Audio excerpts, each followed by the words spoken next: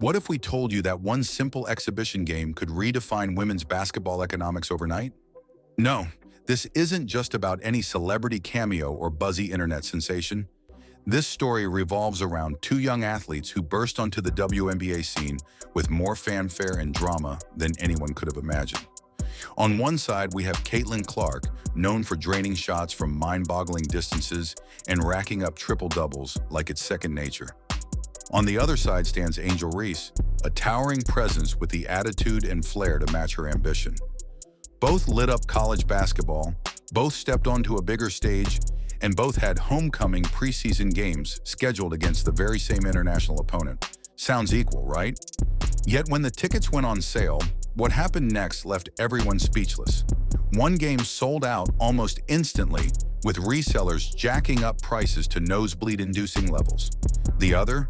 Tickets languished at rock-bottom prices, plenty of seats still vacant days later. Welcome to the new reality of women's basketball, where the gap between hype and hard numbers has never felt more dramatic. To understand the shocking ticket fiasco, we have to start with the unstoppable force known as Caitlin Clark. From her freshman year in college, she made an immediate impact, draining three-pointers from several feet behind the arc, slashing through defenses with jaw-dropping handles, and putting up points faster than her opponents could blink. By the time she wrapped up her collegiate career, Clark was more than just a local hero. She was the face of a movement. Media analysts started calling her the potential savior of women's hoops, a game changer who actually lived up to that hype. In her final season at the University of Iowa, attendance records shattered almost every single time she stepped on the court. Speculations and rumors spread like wildfire. Networks wanted primetime slots for her games, and sponsors began circling like hawks. When talk of her transition to the WNBA began, fans buzzed with predictions that she'd instantly elevate any franchise she joined. Some even wondered if her presence alone could push attendance figures to levels never seen before in women's basketball. Yet hype can be fickle. Plenty of athletes arrive with big expectations, only to stall in the pros. But Clark, apparently, was different. Instead of letting hype carry her, she justified it, putting up consistent high-scoring performances, drawing thousands of fans to watch her every move. The question wasn't whether Caitlin Clark had star power, it was how big that star might become. And as we'd soon discover, even the most optimistic forecasts underestimated her potential for pulling crowds. When the Indiana Fever scheduled a preseason exhibition at Carver Hawkeye Arena against Brazil's national team, local fans saw something far more significant than a friendly tune-up. This was Caitlin Clark's return to the very building where she'd carved her name into basketball legend. Fans knew it was a chance to see her step onto that familiar floor once again. Only this time, she'd be wearing a WNBA jersey. Preseason games are usually low-key affairs. They rarely sell out, often drawing a modest subset of diehard fans. But this was Carver Hawkeye Arena we were talking about. And these were Iowa fans itching for a chance to see their hometown hero in the pros. The team initially made tickets available for season pass holders, top donors, and a select group of insiders. Within minutes, confusion, chaos, and exhilaration swept over everyone trying to snag seats. Reports surfaced that ticketing websites crashed repeatedly. Fans spammed the refresh button, praying to land a seat before the supply evaporated. By the 36-minute mark, it was over. A complete arena-wide sellout. 14,000 seats gone. For context, some entire WNBA seasons have tiptoed by without a single game selling out so decisively. Yet here was a preseason matchup against an international team in the offseason, doing the unthinkable. As soon as those sold-out notices popped up, fans and media alike scrambled to interpret what had just happened. Was it mere novelty? Was it purely local hero worship? Or was Caitlin Clark unveiling a power that no one had fully understood until tickets started flying off the digital shelves?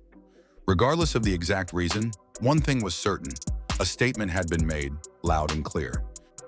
If the official sellout wasn't shocking enough, the real drama started afterward. Within hours, resale platforms like StubHub and Vivid Seats lit up with listings for the game. It's normal for any high-demand event to show a markup, but no one expected the numbers that appeared next to seats for a preseason women's basketball game.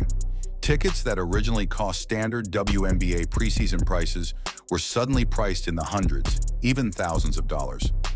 Nosebleed seats that would typically go for a bargain suddenly sat at triple-digit figures.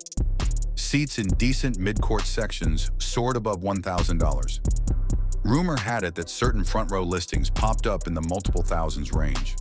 Sure, we'd seen big games in women's basketball before, playoff showdowns or NCAA final matchups, but this was uncharted territory for a preseason exhibition. Some outraged fans complained they'd been priced out, while others bragged about how they'd scored seats at the regular rate before the mania began.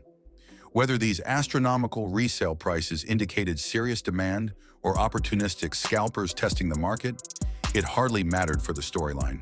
Caitlin Clark could and would sell out an arena at lightning speed, with fans paying more than many would for professional men's sports. The meltdown on social media was intense. People tweeted screenshots of unbelievably high ticket listings, fueling arguments about the future of women's basketball and who truly deserves credit for this boom. But this exhilarating success story soon met its mirror image, a far less flattering tale unfolding around another homecoming game that took place that very same week. Enter Angel Reese, a player whose name has been in the headlines ever since her fiery performances on the college stage.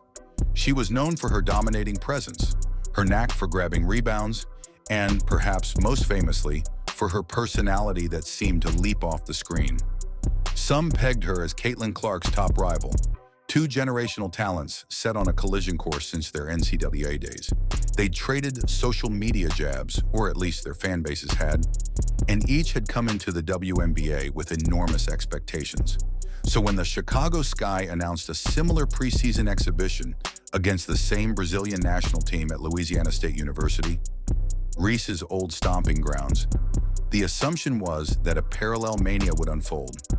After all, if fans were willing to pay thousands to see Clark in Iowa, wouldn't Angels supporters in Louisiana be just as eager?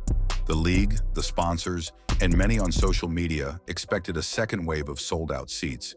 But the reality check was quick and brutal. Tickets started at just $29, a fraction of what Clark's event had reached on the resale market. Even more surprising, days after going on sale, those seats still weren't selling out. Entire sections remained empty. You could scoop up a decent spot not far from the court for under $40. And while the Iowa-based game had never even made it to a general public sale, in Louisiana, the general public had plenty of time to pick and choose where to sit. It was a stunning juxtaposition that made basketball enthusiasts everywhere wonder. If Reese is supposed to be in the same star stratosphere as Clark, why weren't fans flocking to see her too? Was it the local culture? Did ticket hawkers fail to promote it properly? Or was the discrepancy revealing a deeper truth about who truly drives revenue in women's basketball? For months, the sports media ecosystem had treated Caitlin Clark and Angel Reese like two unstoppable forces on a collision course. Countless talk shows pitted them against each other, analyzing their games and personalities. Polls asked fans which athlete they felt was the face of women's basketball. Commentators with large followings insisted that both players were the primary reason women's basketball was soaring in popularity. But numbers don't lie. The raw ticket data from these preseason exhibitions told a drastically different story. While Clark's game soared to sky-high demand, Reese's event barely registered on the market's radar. It was impossible to ignore the difference. One player had fans pressing refresh 1,000 times to snag a seat, while the other was struggling to fill an arena even with a rock-bottom entry fee. Behind this stark contrast lay a web of rumors and controversies. Some suggested that Reese's popularity was inflated by social media hype. Others claimed that the overshadowing press coverage of Clark might have robbed Reese's event of its buzz. And then there were the conspiracies, wild ideas that certain listings of $88,000 for Reese's game had been planted to manufacture a sense of demand. Regardless of which rumor you believe, the outcome remained the same. An empty seat is an empty seat, no matter how many tweets or marketing campaigns try to spin it otherwise. The truth stung for Angel Reese's fans, especially after her boisterous claims that women's basketball was about more than just one star. The coverage alone couldn't fill the seats. In the age of social media, the rivalry between Clark and Reese wasn't confined to the court. From the moment they faced each other in high-stakes college matchups, Fans on both sides began building narratives.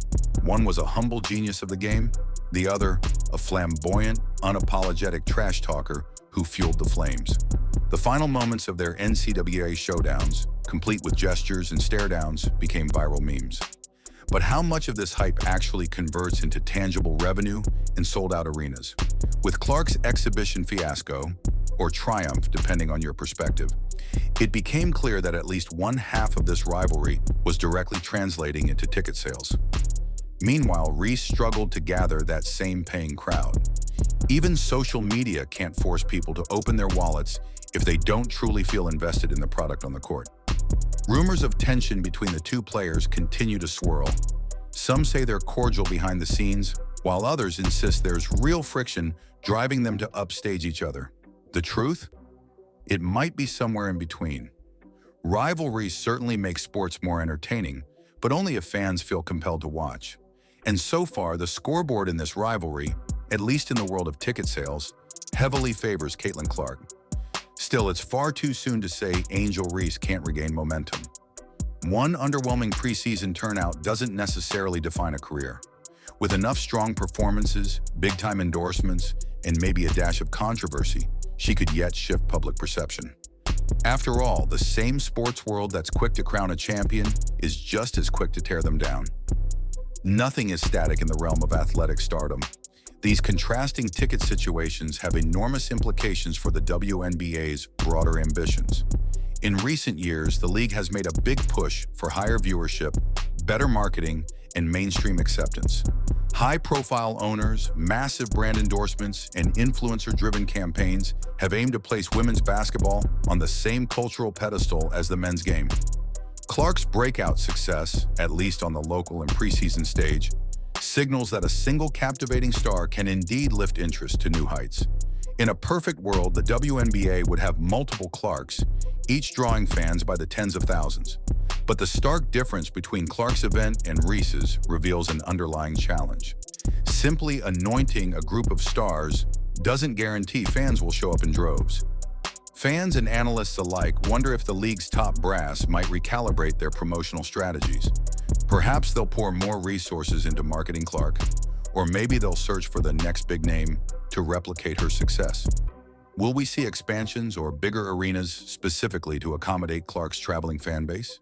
How will other promising players like Paige Bueckers, Azzi Fudd, or future college standouts factor into this new wave of potential stardom? Simultaneously, critics warn that leaning too heavily on any one athlete is risky. If a single star falters due to injury, a slump in performance, or negative publicity, the entire hype machine can crash. That's why many in the WNBA leadership circles push for a more holistic approach, developing an entire roster of marketable personalities. But for now, the numbers keep pointing back to Clark as the unstoppable force. And the Reese situation underscores the difficulty of replicating that phenomenon without the same level of proven demand.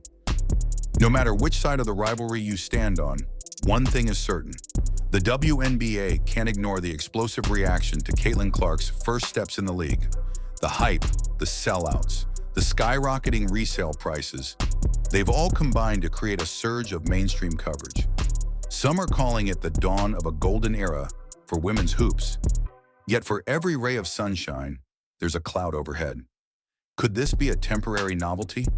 Are fans simply enthralled with the post-college homecoming factor, only to lose interest months down the line? Inside league circles, speculation abounds about future matchups between the Indiana Fever and the Chicago Sky. Clark versus Reese, round 1, 2, 3, and beyond.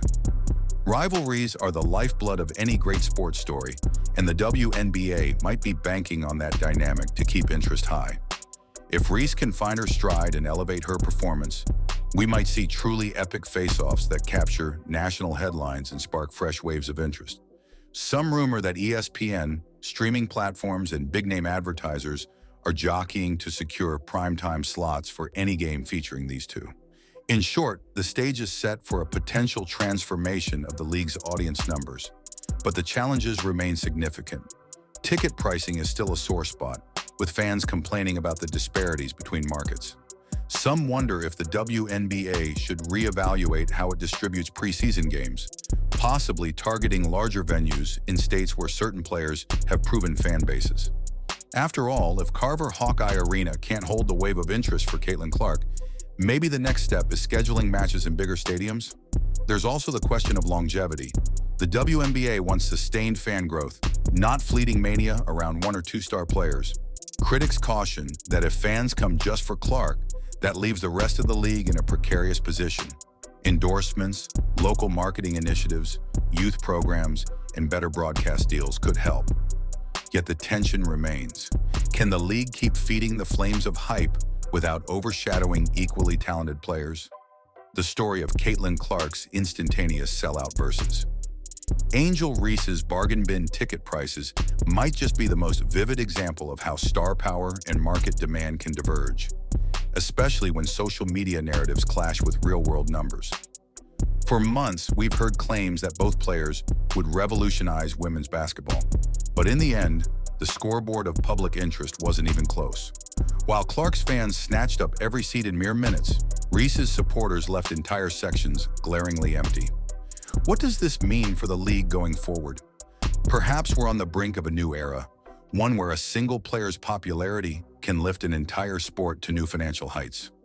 Or maybe we're about to see a recalibration, with the WNBA realizing it needs to invest even more strategically in marketing each franchise and each star. One thing seems undeniable. Caitlin Clark's gravitational pull is real, and the rest of the league is struggling to match it. Yet stardom in sports can be fleeting. Today's unstoppable force can be tomorrow's cautionary tale. It's possible that Angel Reese could find a second wind, turning the tide in her favor. It's also possible the league as a whole will pivot its promotional efforts to highlight new emerging talents. But for now, the seismic gap in ticket sales between these two preseason homecomings has left everyone asking the same question. Is Clark the next big thing for women's basketball? Or is she the big thing, the type of singular phenomenon that reshapes an entire league? Only time will tell. In the meantime, fans, players, and executives alike will be watching with bated breath, ready to celebrate a renaissance or bemoan a missed opportunity. How this unfolds may define the future of women's basketball for decades. Stay tuned, because if this story has taught us anything, it's that no hype, no rivalry, and no marketing campaign can outshine the raw power of a star player, with fans willing to pay any price to watch greatness in action. And that wraps up one of the most eye-opening stories in women's basketball today. Will Angel Reese shake off this setback and claim her spotlight, or is Caitlin Clark's meteoric rise just getting started? Either way, this rivalry seems destined to keep surprising everyone. If you want more deep dives and behind-the-scenes scoops on the biggest names in sports, make sure to subscribe and turn on notifications. You won't want to miss what's coming next.